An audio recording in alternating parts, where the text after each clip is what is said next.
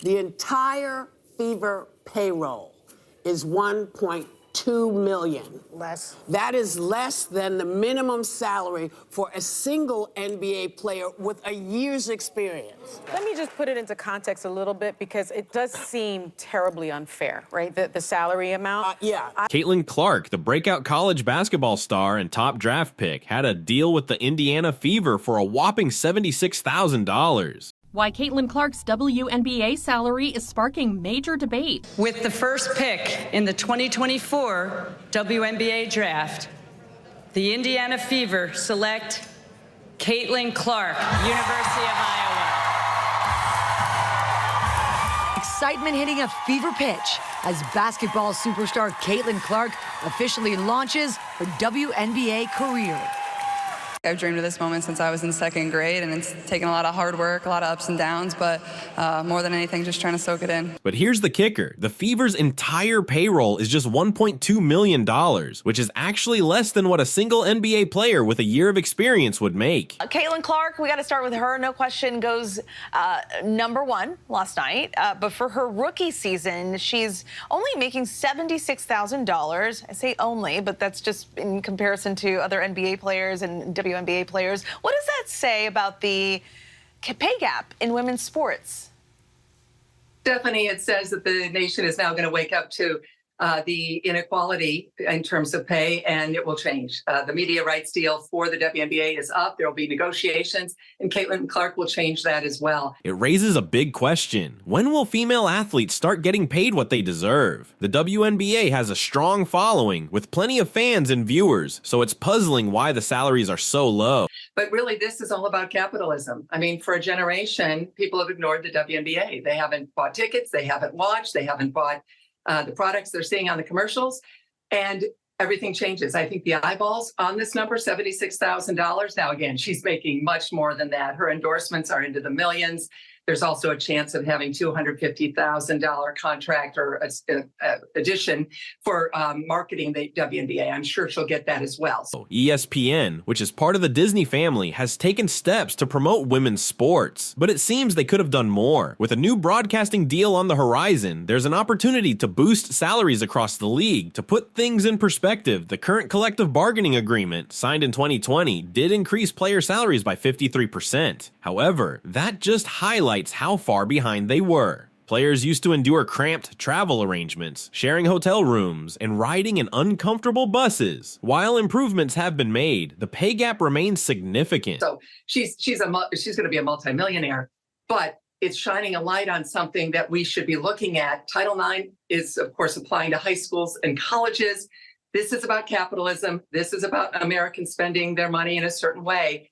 And that's going to change because of the eyeballs, because of the TV ratings. Caitlin Clark will be, the Caitlin Clark effect, Stephanie, will be impacting that as well. And it's about time because these women obviously have been underpaid now for several decades. The NBA has been around for over 50 years and generates billions, while the WNBA brings in millions. Now, in context, though, they also got better travel arrangements because they were actually putting these very tall women in coach. They were sharing hotel rooms. Yeah. They were riding terrible buses. So we came a long way from where we were. But the bottom line is, you know, the NBA has been in existence for 50 more years than the WNBA. Yet only 10% of WNBA revenues go to player salaries, compared to 40% in the NBA. This disparity isn't just about revenue, it's a poor deal for the players. Now to the reaction when some fans learned how much professional women's basketball players earn as a base salary compared to the men. Yeah, Rebecca, it absolutely could. The ratings for Monday's draft rivaled 2003's. That is when LeBron was chosen by the Cavs. And look, before possible endorsements, the base salary for every WNBA rookie is just a fraction of 1% of the highest paid NBA rookie. But if millions of fans glued to the women's college basketball this year follow those players to the WNBA, there could be a whole different ballgame here. Caitlin Clark's jersey sales broke records, selling more in 1 hour post-draft than any other player in any sport. This shows there's a market for women's basketball, and if the league invests in its players and marketing, it could see a significant return. According to SpotRack, Caitlin Clark Cameron Brink, Camila Cardozo, Rickea Jackson are all tied for the highest female rookie salaries, estimated to make $76,535 this year. This is slightly less than the average mean wage in America last year. Are they doing DoorDash on the side to survive? I mean, I know you ain't buying a house on that salary. Incoming WNBA players like Clark and Angel Reese already cashing in other ways, piggybacking off their NIL deals with endorsements and partnerships that far exceed the WNBA salaries. But most current WNBA players need to supplement their income by playing overseas. Critics often cite economics as a reason for the low salaries, but history has shown that with proper investment, like in women's soccer, the returns can be substantial. ESPN has a role to play here, as they could have negotiated better deals for the WNBA when they took on broadcasting rights. Now, there's a lot of questions about Caitlin Clark's salary, $338,000 for a 4-year contract. I find that to be a very, very low number. What say you? It is low, but it's built in. It's based on the past, not the future. So she'll hopefully change that structure, but that's probably what the WNBA draft picks deserve. I will say this, Stuart. I love Caitlin Clark. She's going to make hundreds of millions of dollars in endorsements. So let's not, yeah, her salary for the team is low, but she's got what? Nike, Gatorade, State Farm, you name it. She's going to be one of these premier, whether it's Tiger Woods and men, Serena Williams women. She's going to make plenty of money. But let's not forget the situation with Brittany Griner, who was detained in Russia because a team there paid her $1 million a year, while her WNBA contract was only $150,000. It's a stark reminder of the financial challenges female athletes face. So the women have the headlines, they have the fans, they have the viewers. When the hell are they going to get paid? I don't understand why, because ESPN, who we work for, also part of the Disney thing, they came in and swooped in and said, okay, we're going to start to do this. Let me just put it into context a little bit, because it does seem terribly unfair, right? The salary amount. I'm on the WNBA Board of Advocates. Yeah, I know. And so we were working on this collective bargaining agreement. By the way, this new collective bargaining agreement that was signed in 2020 gave the players a 53% increase in salary. So that's how bad it was. Let's dive into the buzz surrounding Team USA and NBA star Draymond Green, especially his thoughts on Caitlin Clark. This isn't the first time he's weighed in on her situation. Previously, he pointed out that the Indiana Fever could really use someone tough to back up Clark, especially after witnessing players taking cheap shots at her during the early part of the WNBA season. In those initial matchups, it was evident that some players were trying to intimidate Clark physically. A notable incident involved Kennedy Carter, who not only insulted Clark, but also delivered a forearm hit that many dismissed as just part of the game. I think at the end of the day, I'm a competitor. Now that it's another day, I've had an off day, now I can answer your questions and I can let you know how I really feel about things. But I'm a competitor, and I'm going to compete no matter who you are and no matter who's in front of me. So that's just what it was. Heat of the moment play, we're getting at it, we're going back and forth. It's basketball, it's all hoops. After we finish the game, it's all love. You're going to take on the villain role? Great. Love it. You're going to be that enforcer on your team? Great. Love it. Can't dodge the questions. You go to the press conference, you answer the question.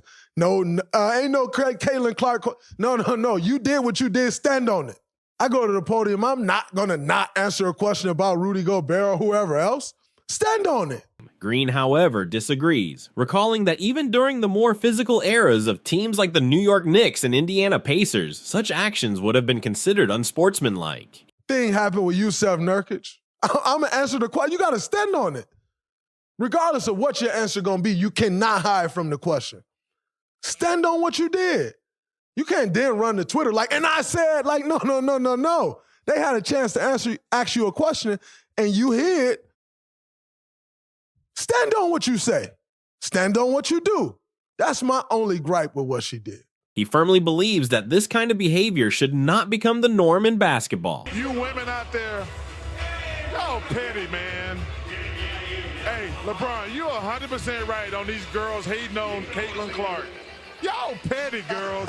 I expect men to be petty because we're the most insecure group in the world. While Green appreciates the gritty style of basketball from the past, he makes it clear that he doesn't want to see unsportsmanlike conduct on the court. Recently, he reiterated that the Indiana Fever could use an enforcer to protect Clark. He also raised an important question. Why was Caitlin Clark overlooked for Team USA? This omission is seen as a significant error. Green's comments highlight a growing concern about player safety and the treatment of emerging stars in women's basketball. As the WNBA continues to evolve, the need for strong support around players like Clark becomes increasingly vital. A lot of us feel it was a big blunder not to include Caitlin Clark on this team, and Draymond Green just said it on his podcast. What's going on here? The men's basketball team just had a huge game against Serbia, pulling in 11 million viewers, with 13.5 million tuning in for the second half alone. Clearly, people are excited to watch the men's matches, but the same can't be said for the women's games, and it feels like they're trying to keep that under wraps. So don't tell me that marketing and branding don't matter. If Caitlin Clark had been on this team, we'd be seeing those ratings released, and I bet we'd be talking about viewership numbers in the millions. Both Draymond Green and Baron Davis are on the same page, insisting that Caitlin Clark should have made the USA team. They believe it would be a win for the brand because it really is important. Just think about the impact the 1992 Dream Team had on basketball's popularity. The WNBA is still in its early stages, much like the NBA back then, and it's all about growing the sport globally. Caitlin is the biggest star in women's basketball right now. Sure, we have amazing players like Aja Wilson, who I think will go down as the greatest of all time, but from a branding perspective, Caitlin is the standout, not including her is a missed chance.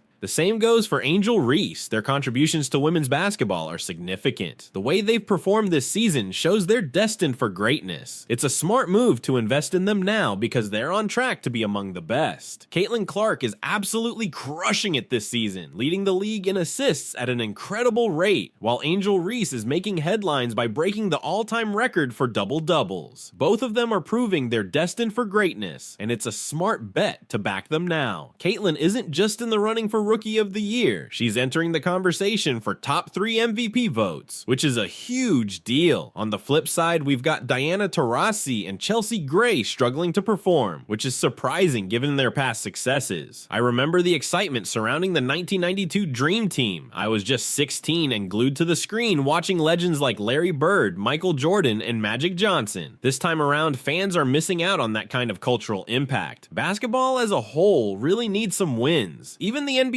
ratings have dipped compared to 10 or 15 years ago. Having Caitlin Clark on Team USA would have been a game changer. I keep hearing people say they'll still win gold, but that's not the point. Why not have both? They had a golden opportunity to boost marketing, branding, and overall excitement around the sport, and they let it slip away. Caitlin Clark's performance this season has been nothing short of remarkable, showcasing why she should have been included on the Team USA roster. Her stats speak volumes. She's leading the league in assists and has had a historic rookie year. In fact, she's not just a contender for Rookie of the Year, she's making a case for top 3 MVP consideration. Meanwhile, Angel Reese is dominating with double-doubles, breaking records along the way. Both players are clearly on track to become legends in the sport. It's baffling that decision makers like Dawn Staley, Jen Rosati, and Cheryl Reeve overlooked Clark. Their focus seems to be more on activist causes rather than running a successful business, which is why the WNBA has struggled to turn a profit. If I were in charge, I would have insisted on putting Caitlin on the team. It should have been a straightforward decision, and I can't help but think that if NBC were involved, they would have demanded an explanation for her exclusion. The situation is alarming. We've seen some of the lowest attendance numbers for women's games recently, and now it feels like the ratings are being hidden. Draymond Green nailed it when he said it was a huge miss. This should have been an easy choice, especially with Caitlin's star power. People keep saying they'll still win gold, but that misses the point. Why not capitalize on the opportunity to enhance marketing and branding while also securing victories? The chance to include Caitlin Clark was a slam dunk, and passing it up is a significant oversight for the future of women's basketball.